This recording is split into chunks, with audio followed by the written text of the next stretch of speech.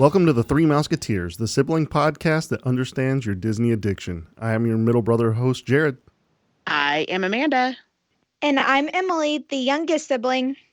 So this week we're going to be talking about Fifth Gate and the possibilities of what kind of park that they can put into a Fifth Gate. But first, let's go ahead and get into the news. So right now they have released a opening date for Mickey's Runaway Railway. That's going to be March 4th of this year. How excited are you guys? Extremely excited. I am too. Mickey has not been in any of the rides, really. So we're finally getting Mickey in a ride? Yes, it's about time. I know, it's long overdue. I completely agree. And for those who don't know, this replaced the Great Movie Ride. The Great Movie Ride. Yes, I lost the name of it for just a split second. And I was like, wait. And I used to love that ride. Me too. A lot of people are very upset that that's gone, but at least it's something that seems fantastic replacing it. If it's got to be gone. I think they did a good job with what they replaced it with. It does seem like the Great Movie Ride was kind of outdated, so I know why they wanted to replace it with something new and fresh. Yeah, I agree. And it cost a lot of money for them to keep putting those movies on there because they had to pay for each movie, like royalties and stuff that was in there. That's not their own.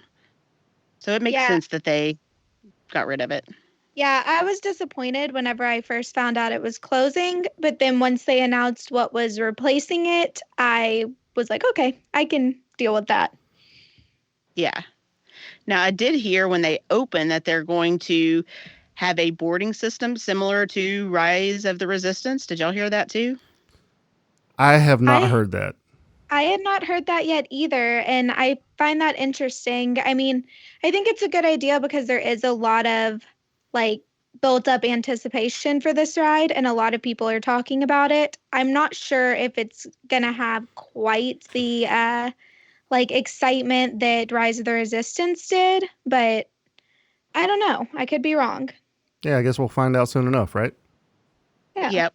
And I do agree that it's probably not going to be quite as popular as Rise of the Resistance. However, I do not want to stand in line for 5 hours waiting to ride it. So I am all game for a boarding pass. Yeah, me too. I don't want to stand in line over 2 hours for anything. I don't even want to stand in line 2 hours. Yeah, 2 hours is pushing it. Well, Emily, why don't you go ahead and give us a history fact? For today's history, I wanted to talk about the strict dress codes that Disney used to enforce on their cast members and even their guests. So up until the late 1960s, men were not allowed access to Disneyland if they had long hair. And this was kind of like an unspoken rule where you just, the people at the gate would stop you and say that you didn't fit with Disney's standard look. And this was just for regular day guests. So that's pretty crazy. But then in the 1960s, I guess they started allowing men to have long hair and be at the park.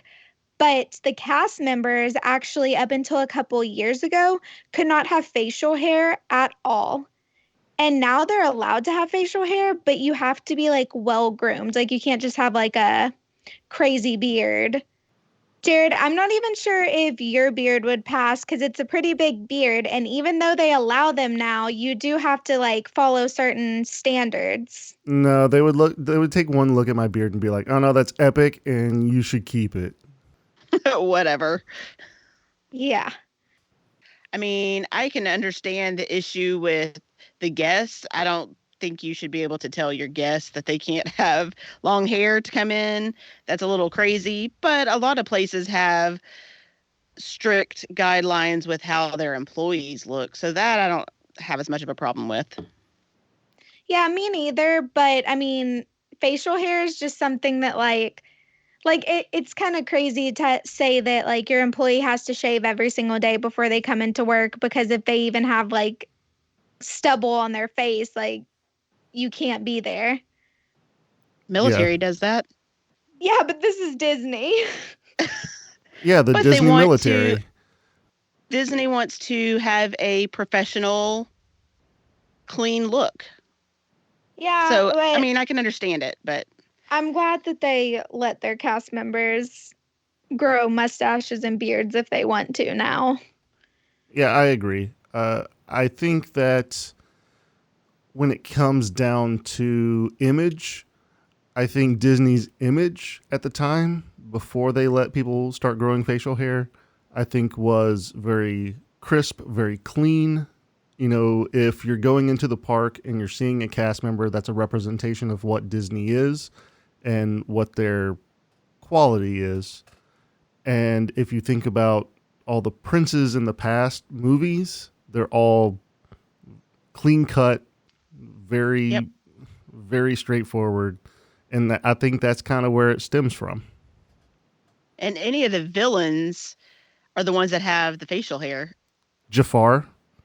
Exactly. Mm-hmm. I mean, that's what I'm thinking. So, clean shaven, you're good. Got facial hair, you're evil, Jared. Maleficent. Maleficent had a lot of facial hair. Yeah, totally. So no, that's pretty interesting. I don't agree with not letting people in if they had long hair, especially guys. But I guess the times were a changing.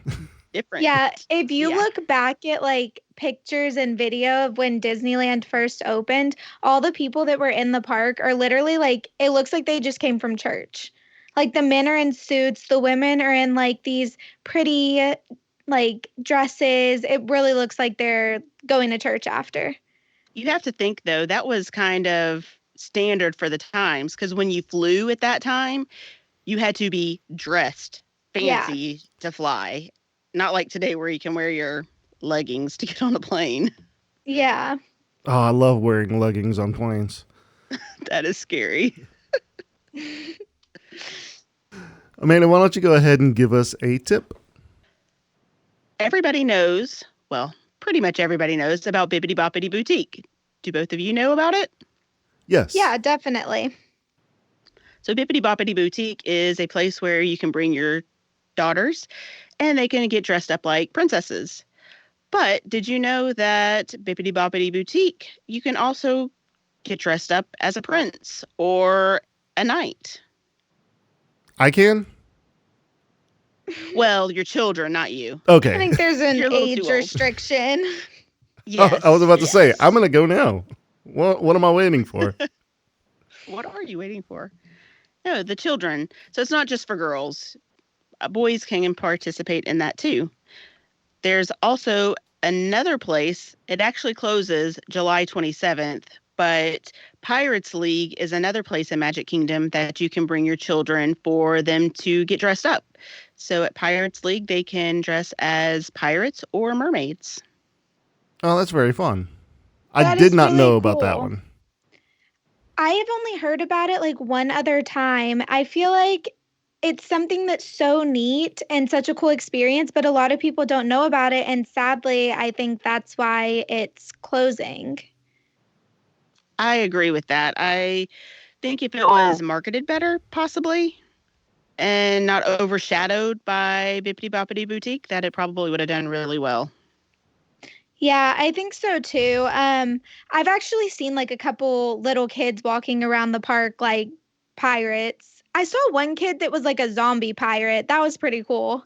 So I think that there's like different versions of like the pirate you can choose from, and they do like full face paint and like the outfit and the whole thing. It's such a cool thing, and I think yeah, like you were saying, it gives boys something to do if they don't want to dress like a prince or a knight from Bibbidi Boutique. What they should bring back is that little shop in Hollywood Studios where you can go and be a movie star, because that was the best thing ever. I was in a Disney movie. I just wanted to remind everybody.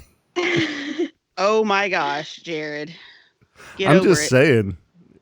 I'm awesome. There's no proof of this. So you can't say that you're in a Disney movie because there is no proof. Because Dad but was you too remember. cheap to buy it. Dad was too cheap to buy it. That is No correct. offense, Dad.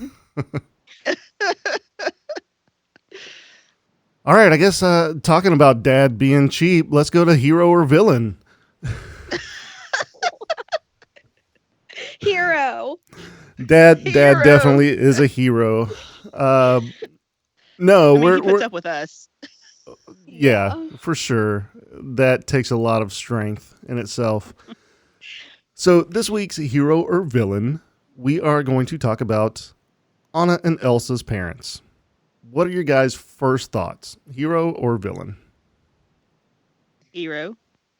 My first thoughts are also hero, but I mean, I definitely think that they have made mistakes, as I feel like any parent does. I mean, I'm not a parent yet, and I strive to be perfect when I am one. Not gonna happen.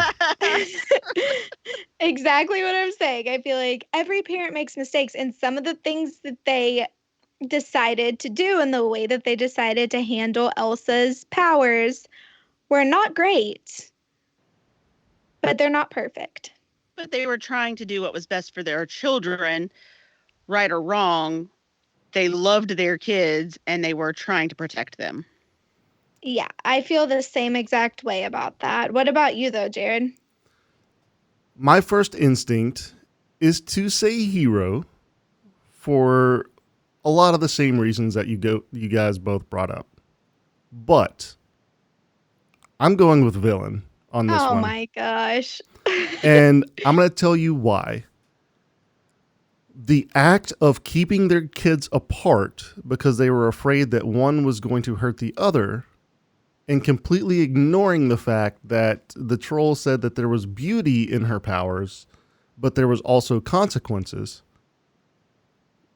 By them just ignoring the beauty aspect of her powers and splitting their kids up, that is the direct motivation of the whole movie.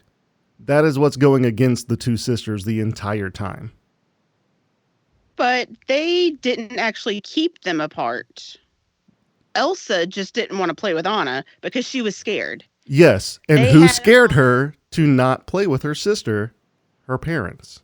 They didn't encourage her to say, hey, you know what? There is beauty in what you are and what you can do. You need to understand your powers and control them. Instead, they just let her go off and isolate herself. They tried to get her to control her powers, but she was having a hard time controlling it. And so she isolated herself, I feel like. I don't think that was her parents at all. I think they scared her into isolating herself. I do feel like they didn't do enough to encourage her to like push through and to use them for good and to help her in that way. I do feel like they scared her a bit. But like I said, I still don't think that that makes them a villain because they're people and no one is perfect. And I'm sure if they could go back and do it again, they would do it a different way. But they also were worried about their other child, that their child was going to die. Just one more time being hit, they were told that would be it. She would die and she would be gone forever. So you do everything you can to protect all of your children, not just one of them. That's fair. That is true. I do want to mention this. Amanda, I think your husband does kind of agree with me. So he posted on our Facebook group whenever I posted the hero or villain of Anna and Elsa's parents. He responded and said, if I had to pick, I would say a minor villains. They did split their kids out of fear instead of realizing together they would be powerful enough to overcome.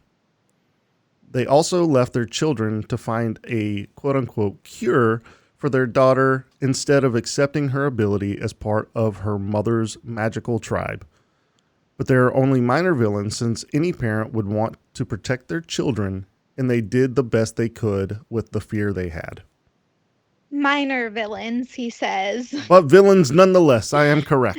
Thank you for agreeing with me, Chris, and validating my ideas. He knows a lot because he agrees with me. So I guess let us know what you think, hero or villain, on all of our social media at T3M Podcast. Okay, so this week's main topic is going to be the possibility of a fifth gate at Walt Disney World. Are you guys excited about the new land that they purchased? I Yes. am excited about it, but then at the same time, I just have this gut feeling that they're not building a fifth gate. And I agree with that. I mean, I can hope, but I don't necessarily think they are. I read that for any construction that they're planning, they have to have so many acres of land to counteract it that will not be developed. So I think this is probably stuff that they're buying for maybe the Reflections hotel that's being built so that they have the amount of land free that they need. But you never know. One can hope. Yeah, I mean, you can hope. And I feel like a fifth gate is kind of like inevitable. Like they have to do one eventually, right? Because Universal announced they're doing a new park, and Disney typically likes to follow up whatever they're doing with something even better. So I feel like it's inevitable and it's coming at some point. I just don't know if this land will be that. You know, there is a lot of speculation that there won't be a fifth gate anytime soon, mostly because of how Americans tend to vacation these days. The average days that you're spending is a little bit shorter, and building a fifth gate to add more days to your vacation at Disney doesn't necessarily make sense. But I don't know. I don't know if Disney's looking at that and or maybe even has different data that they're pulling from, and maybe they're making a decision based off that. But I think what we want to do with this specifically is talk about our own fifth gate and what we would like to see if they did eventually make a fifth gate. And I do want to say something really fast. For those of you that are not aware what a fifth gate is, it is a fifth park at Disney World. So they consider Magic Kingdom a gate. Epcot is gate number 2. Hollywood Studios is gate number 3, and Animal Kingdom is gate number 4. So this would be a fifth park, just so everyone knows, isn't on the same page. That's actually good to clarify that, because whenever I was telling my husband what we were doing for this episode, I said, oh, we're like talking about our ideas for a fifth gate. And he was like, what the heck's that? So I did the same thing, and that's why I decided we should probably clarify. My husband knew what it was automatically. So.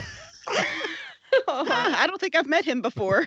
You have not. Is he your imaginary friend? Yes. Speaking of imaginary friend, let's imagine some good park ideas. How about that? I think that one of the things that I want to bring up first is there has been a lot of talk about a villain park. I really like that idea, but I don't know if it's ever going to happen. I love that idea so much, and I want it to happen. Like, if I could imagine a perfect park, like to add, besides the one that I came up with, of course, it would be a villains park. And I have heard this rumor for a long time, for years actually.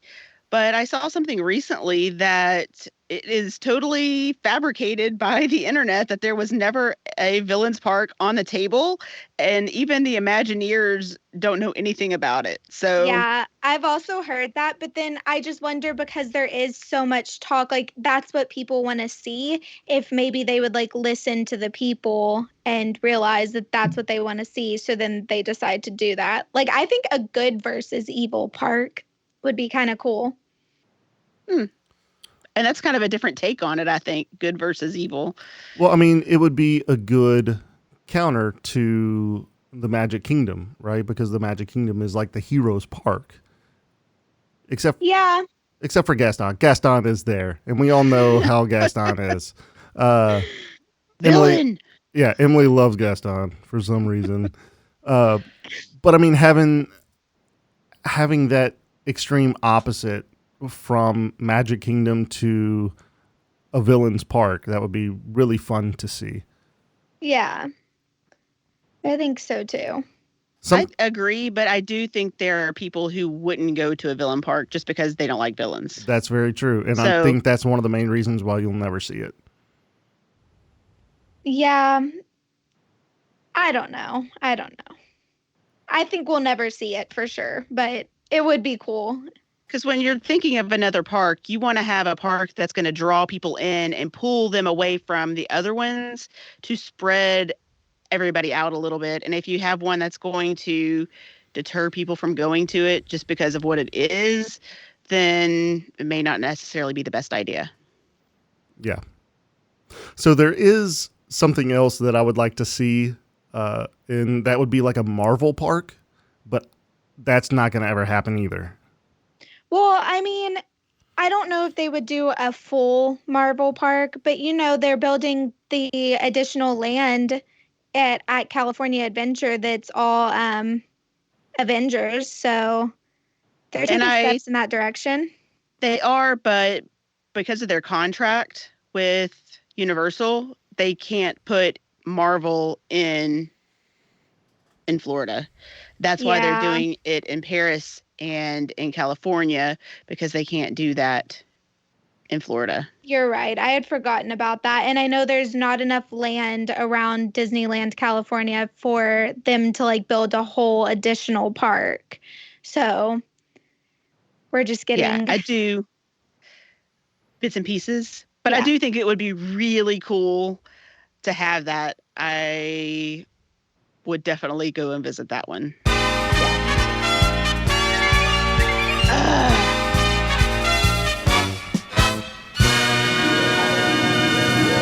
Welcome to the Disney Trivia Show within a podcast. I have a question for Amanda and Emily. We're going to see if they know their Disney. Are you guys ready to play? Let's do it. Why not? Okay, this one is going to be a 50-50, so I'm going to need a agreed upon answer from both of you. You have one answer.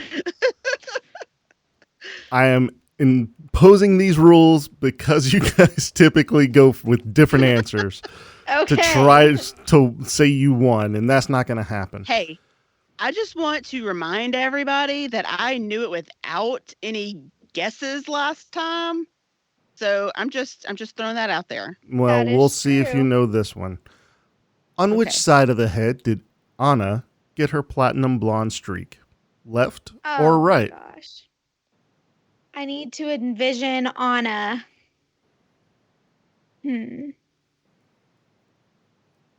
Okay. I'm thinking left. What are you thinking, Amanda? You're thinking funny. Right. I am. Oh, no. We would agree. Oh, no. Oh, no.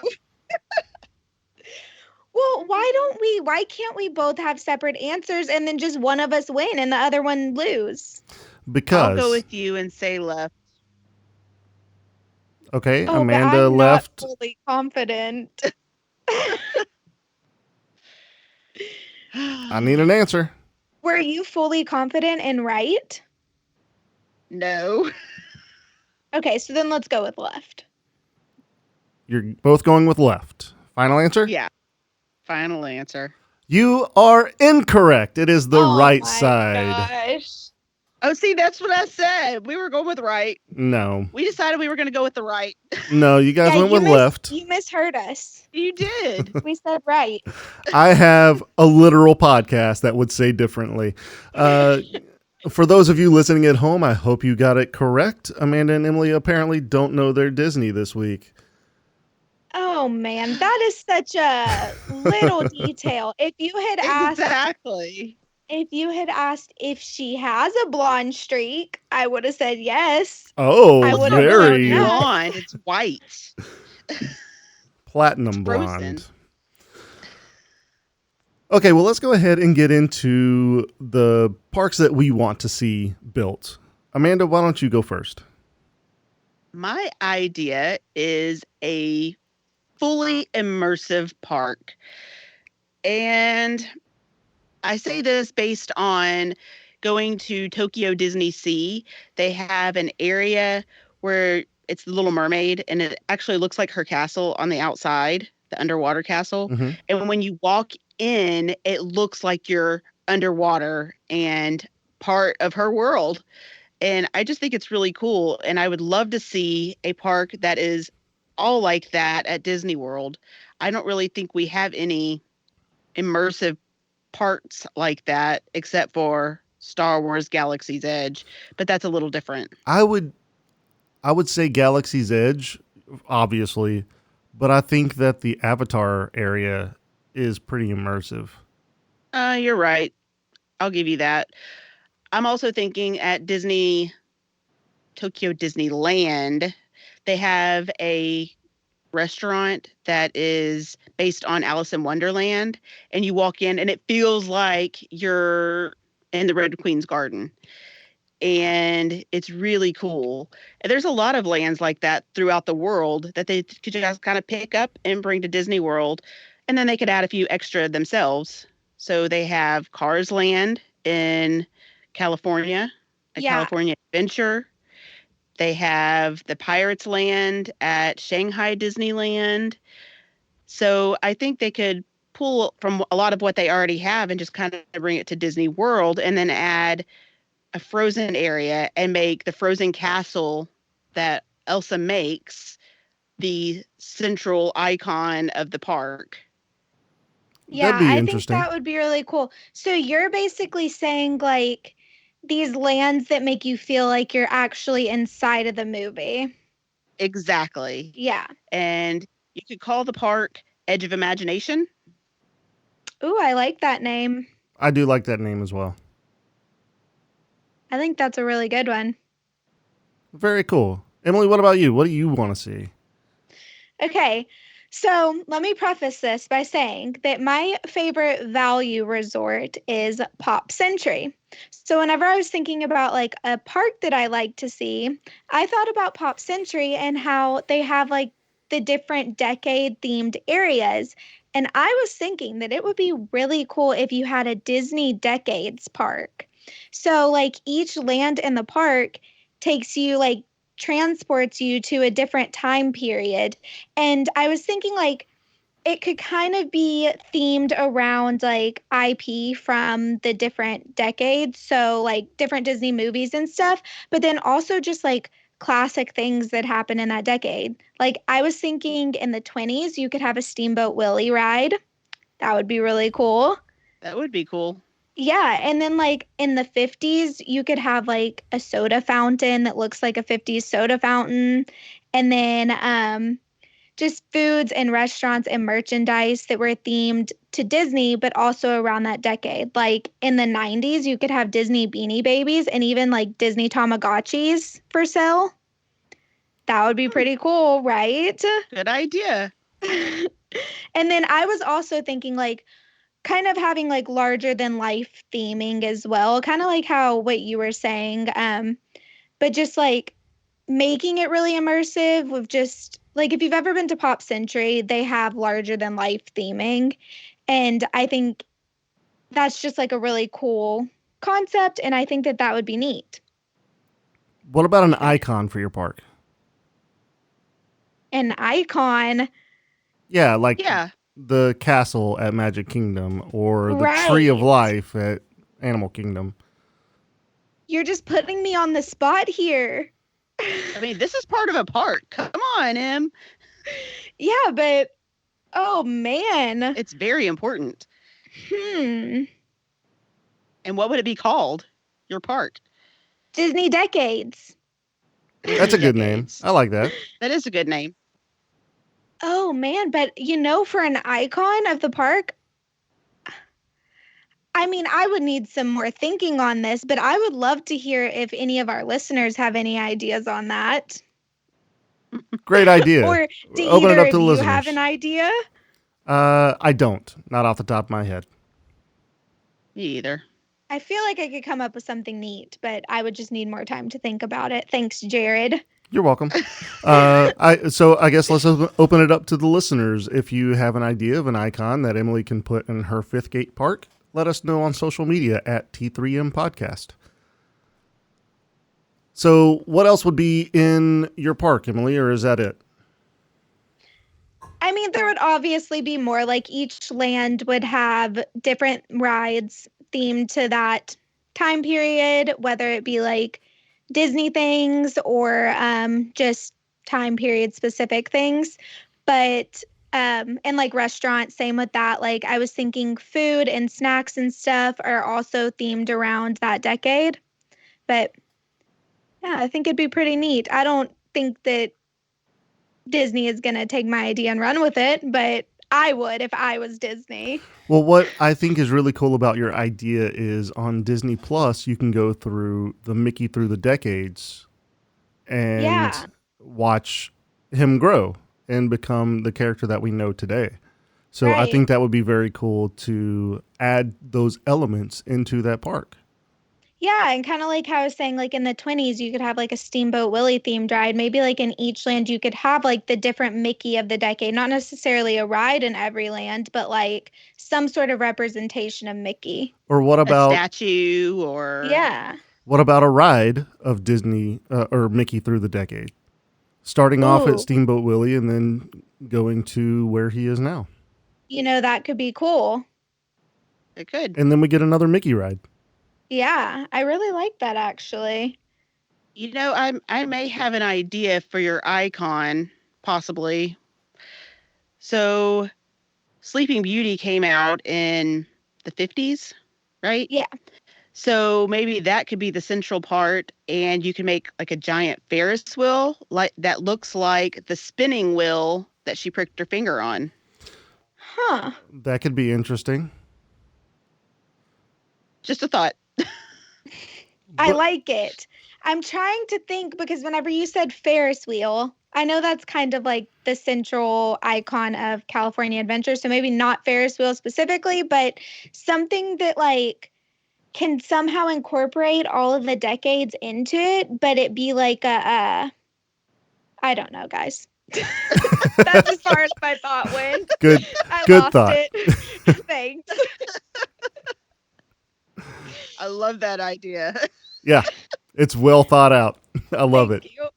I would really like to hear ideas from our listeners, though. I would like to hear ideas from our listeners for all of our parks. Okay, I want to hear Jared's idea. I'm really curious about this one. Okay. I'm going to break the rules because I can. Oh gosh. Okay. I have two ideas. All right. The first one is obviously the best one. All Tower of Terror. Oh my. Whatever. Just a park, and it's all Tower of Terror rides. That's all it is. Horrible idea. No, it's an Nope. amazing idea. Wrong. You have like 7 or 8 different Tower of Terrors. They're all the same. They're built the same. Everything is the same, but you can ride them with very minimal lines. And I love that idea. Okay. Does Okay, this? Next does this- idea. Wait, I'm curious. Are there restaurants or gift shops or anything, or it's just the Tower of Terror rides? Okay, so there are restaurants, but they're on the ride. Oh, that would be horrible. Yeah. Everybody's gonna be sick. No, I hate this idea. Next. You have to eat it all right before you actually drop. Okay, so my real idea is called Pixar Park.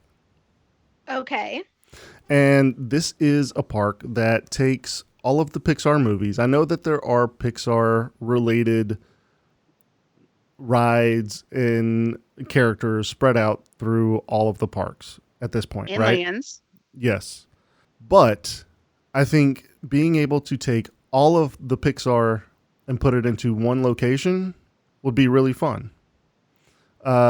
Also, on top of that, you could bring the elements of how they make Pixar movies and put it into a section and really get people interested, kind of like what they did with like Journey into Imagination. At the end, you come out of the ride, and obviously there's a lot of imagination going on, right? You have, well, now they have like a bunch of music and instruments and stuff like that. But I think whenever we were younger, Amanda, I remember you would exit the ride and you could go and you could play with the coconuts on the gravel to make the horse hoof sounds from The Legend of Sleepy Hollow. I do not remember that at all, but I'll take your word for it. I do, and this is one of the reasons why I love Journey into the Imagination so much is because after the ride, you could go out and you could play with all these items and come up with just random stuff. And I really love that. So I kind of want to bring those elements back in a bigger sense. And if we can kind of get kids interested into like the new animation styles and trying to imagine new Pixar movies, I think that would be a fun way to do it. I really like that idea. And I like the idea of a whole Pixar park because, like, in Disneyland, a California Adventure, they have Pixar Pier. So it's just a small portion of the park, but everything on that pier is Pixar themed. So Pixar movies, all sorts of things like that. And that is my favorite part of the whole entire park. Well, that and Cars Land. But I think it's such a good idea to have a whole Pixar park. I really like that. Thank you. I really like it as well. So one of the things that I would really like to see in Pixar Park would be like a Coco world. Oh, yeah. I Yeah. could see how that would be so cool with all the colors and like also just the culture. Yes. I think that would be very cool. I think it would be really fun. And all of the spirit animals that could go along with it. Yeah. Also, That would be cool. Also, it would be a great time to bring in Monsters, Inc. Yes. Oh, yes. Definitely. I really think that there's a lot of opportunity here for them to build something amazing. I agree. Definitely. And what would your icon be? So my icon would be the Up House. Oh, But the I like balloons, that. the balloons are Pixar characters. Oh, Amazing. Jared. That is such a good idea. Well, I have to give it to Amanda because she helped me come up with it. Oh, really? Yes. It was my idea. I think that that's such a cool idea. I really like that. Yeah, I really like that idea too. And as soon as Amanda pitched it, I was like, yeah, that definitely has to be it. I think that we could join my idea and Jared's idea to make a fantastic park. So make it Pixar, but make it very immersive and everything. And that would be a great Yeah. park. Yeah, You're right. Disney, I think your two hire would go us. together perfectly. I want We're Disney going to to be hire us. Imagineers. I want to be an Imagineer. I'm telling you, I- I've been wanting this since I was a Being child. an Imagineer, me too. Being an Imagineer, I tell Connor all the time, one day I'm going to be an Imagineer. It's going to happen for me, guys. Maybe it'll hope it happen does. for all of us. Maybe this is our in. Exactly. Disney, So if you know contact anyone, us. I feel like we have a portion of every episode where we're asking Disney to contact us. yes. But see, Jared and I being Imagineers, we can make Emily an Imagineer too. It'll be fantastic. We'd have this great Pixar park with an up house with balloons. Oh, man. I really want to see this. The up house with the balloons of all the Pixar characters is seriously my favorite idea I've ever heard. I think it's a great idea. Me too. I do as well. Let us know what you think, I guess, those listeners out there. Get in touch with us on our social media and let us know what you would like to see outside of the Pixar park or the Decades Park or Amanda's Park. I don't remember what you called it. Edge of imagination. Edge of imagination. That's right. All right. Well, let's go ahead and get into some mousekeeping. This week we have another 5-star review. Thank you. This one is from Pollywog Knows Things, and it was submitted on December 30th of last year. It says, for Disney addicts everywhere, they have fantastic banter and are great when you seriously need more Disney, which for me is all the time. So thank you, Pollywog Knows Things. We appreciate the 5-star review. Yes, we do. Thank you. If you're looking to go on a fabulous, magical vacation, you can contact me on social media. On Facebook, you can look for me at Amanda.Hollis, Capture the Magic Vacations. My services are free, and I can plan as much or as little of your trip as you want. You can find my contact information in the show notes. Join us on our next episode where we will talk about some forgotten Disney movies. Well, that's going to do it for this week. Thanks for listening. You can also be a part of the magic by following the show at T3M Podcast. That's T3M Podcast on all social media platforms. Leave us a 5-star written review and we'll read it on an upcoming episode. If you have an announcement that you would like to have on the show or just reach out to us, you can send us an email at t3mpodcast@gmail.com. Have a zippity-doo-dah day. See you real soon.